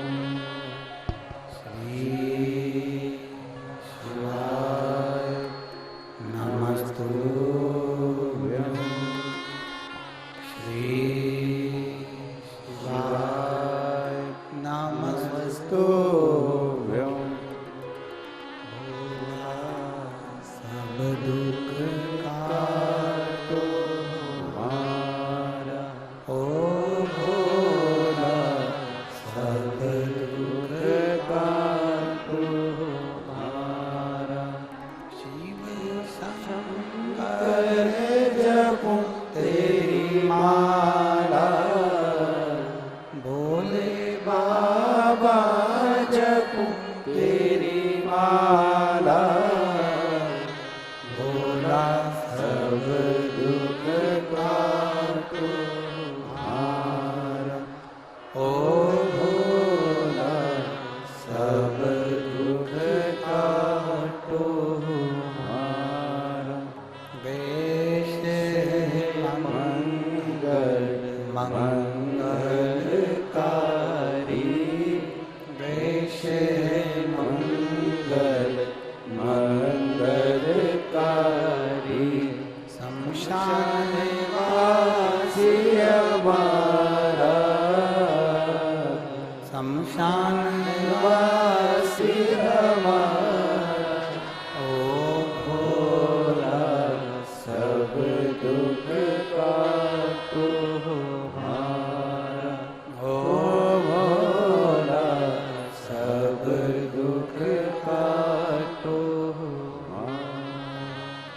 शिव कथा कर रही है, भगवान शंकर का संवाद कर रहा है, शिव महापुराण की कथा कर रही है, भगवान देवाधिदेव महादेव का चरित्र कर रहा है।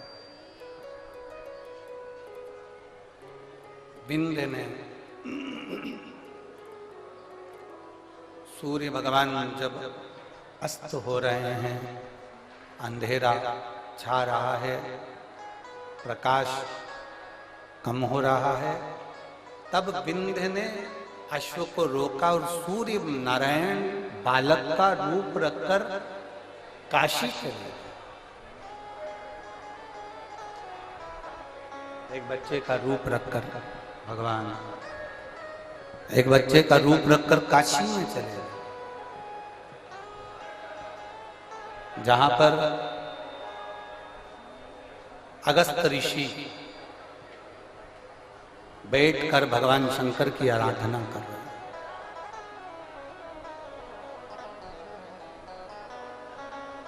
जिस जगह पर अगस्त ऋषि बैठकर भगवान शंकर की आराधना कर रहे हैं, अगस्त ऋषि ने भगवान शिव का शिवलिंग का निर्माण किया। भगवान शंकर के शिवलिंग का निर्माण अगस्त ऋषि करते हैं। वहीं पर पहुंच जाते हैं सूर्य नारायण भगवान, निवेदन करते हैं, प्रार्थना विनती, आप कृपा करिए। अगस्त बामा ने पूछा कि तुम कौन हो? भास्कर देव सूर्य नारायण बच्चे का रूप रखे हुए थे, तो वो अपने असली स्वरूप में प्रकट होकर कहते हैं, मैं सूर्य नारायण।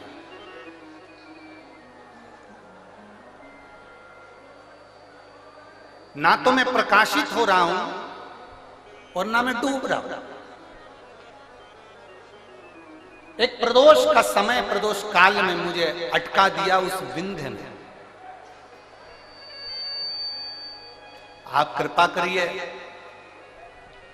अगस्त ऋषि ने कहा कि तुम एक काम करो सूर्यदेव, तुम पार्थिव शिवलिंग का निर्माण कर कर पूजन करो, व्रत करो, एक अक्षत, एक बेलपत्र, एक शमी पत्र तुम्हारी उलझन को समाप्त कर दे। मेरी जीजियों, प्रदोष का इंतजार भी मत करा करो कि प्रदोष का दिन आएगा या प्रदोष का दिन आएगा तो हम गला पकड़ रहा है बाबा। प्रदोष का दिन आएगा तो हम भगवान शंकर को प्रदोष के समय में, शाम के समय पर हम बेलपत्र, शमी पत्र, चावल समर्पित करेंगे। आप तो प्रयास करा करो। कभी अगर मौका मिल जाए तो प्रदोष काल में, प्रदोष के समय पर एकांतेश्वर शिवलिंग मिल जाए, कहीं एकांत में कोई शंकर भगवान का शिवलिंग मिल जाए, एक बेलपत्र लो, उसके ऊपर एक शमी पत्र रख लो, एक चावल का दाना रख लो, अपने मन की बात बाबा से कहकर श्री शिवाय नमस्तुभ्यम बोलकर शंकर भगवान की अशोक सुंदरी वाली जगह पर स्पर्श कराकर वही शमी पत्र, वही अक्षत का दाना, वही बेलपत्र शंकर भगवान के शिवलिंग पर उसको समर्पित कर दो।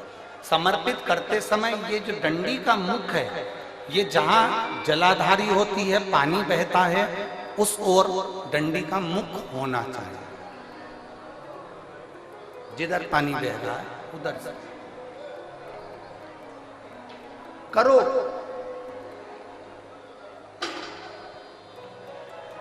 प्रदोष काल में करी गई आराधना, प्रदोष काल में किया गया भजन,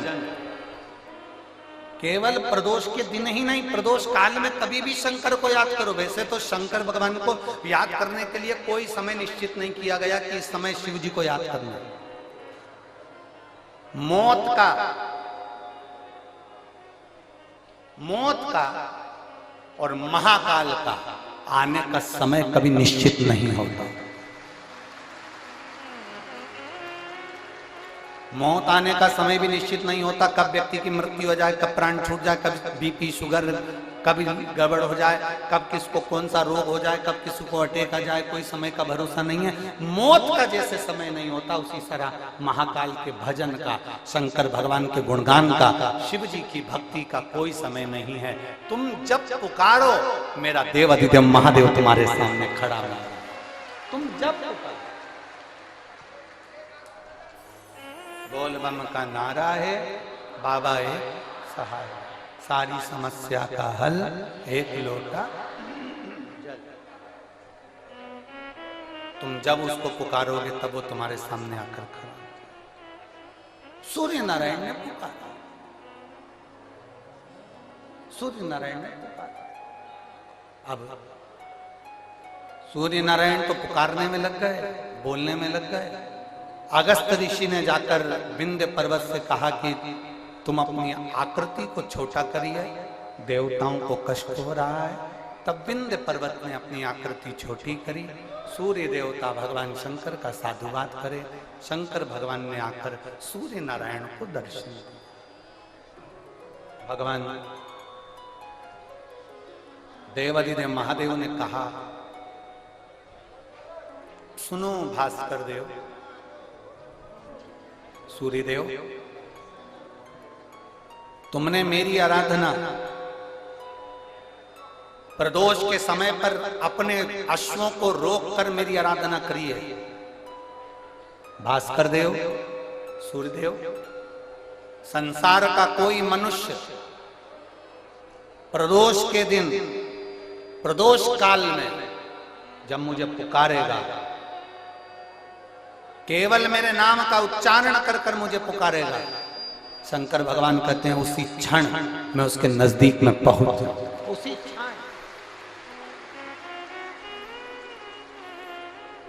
अकाल मृत्यु वो मरे जो काम करे चंडाल का, काल उसका क्या बिगाड़े जो भक्त हो महाकाल। जो शंकर की आराधना करने वाला है, शिव की उपासना करने वाला है, शंकर का गुणगान करने वाला है, शिव की स्तुति करने वाला है, उसका बाल बांका नहीं होता। 12 ज्योतिर्लिंग का चरित्र श्रवण कराते हुए तुमरुका जी चंचुला देवी से कहते हैं, चंचुला,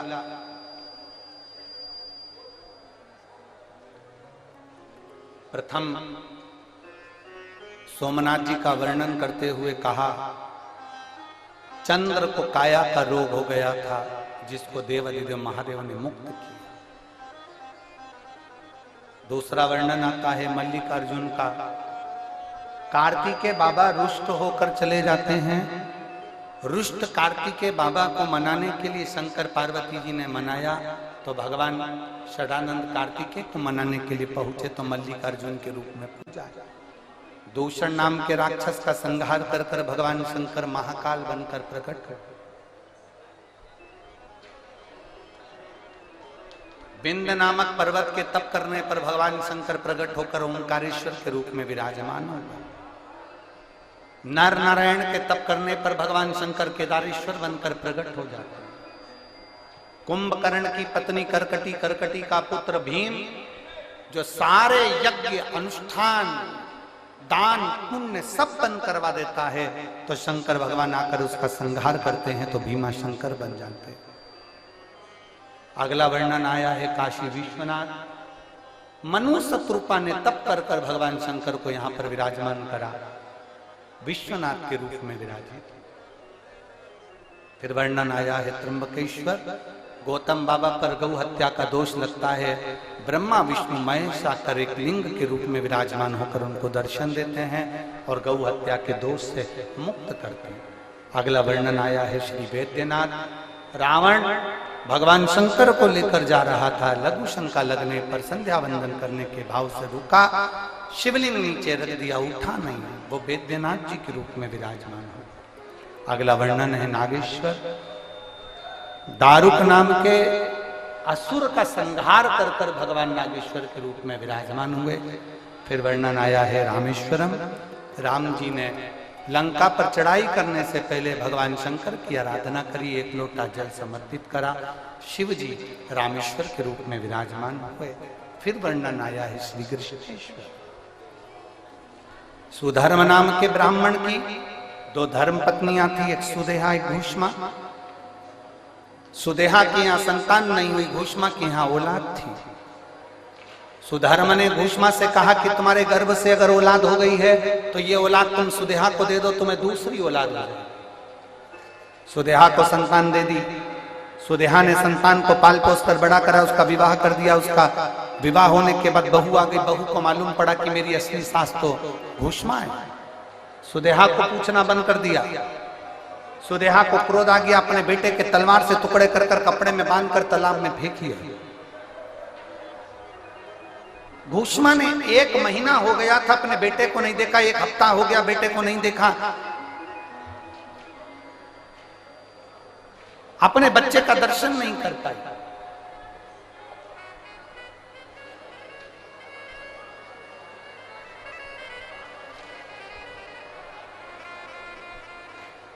और जब अपने बच्चे का दर्शन नहीं कर पाई घूष्मा,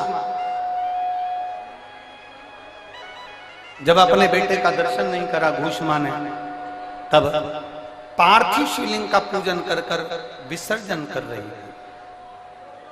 और पार्थिव शिवलिंग का विसर्जन करते हुए उसके मन में आया मेरे बेटे का दर्शन हो। बाबा देवादिदेव महादेव ने उसके बेटे को, मरे हुए बेटे को वापिस जीवित करा और शिवजी कृष्णेश्वर महादेव के नाम से विख्यात। ये 12 ज्योतिर्लिंग का चरित्र जब तुमरुका जी कह रहे हैं, चंचुला देवी का पति बिंदुक प्रेत योनि से मुक्त हो जाता है, चंचुला खंड सौभाग्यवती होकर पति के धाम को चली जाती है। शिव महापुराण की कथा कहती है, भगवान देवादिदेव महादेव की यह 5 दिवसीय शिव कथा तुमरुका जी कहते हैं। देवादिदेव महादेव अपने मस्तक की बेलपत्र उतार कर शिव पोथी को समर्पित करते हैं। भगवान शंकर की यह पवित्र कथा श्री सुनील जी मूसेपुर, श्रीमती मंजू जी यादव, प्रेरणा स्त्रोत केंद्रीय मंत्री श्री राव इंद्रजीत सिंह जी, आरती सिंह राव जी द्वारा इनके मार्गदर्शन में सुनील जी मूसेपुर द्वारा जो एक कथा कराई जा रही थी, आज वो विराम की ओर जा रही है। देवादिदेव महादेव से प्रार्थना करिए,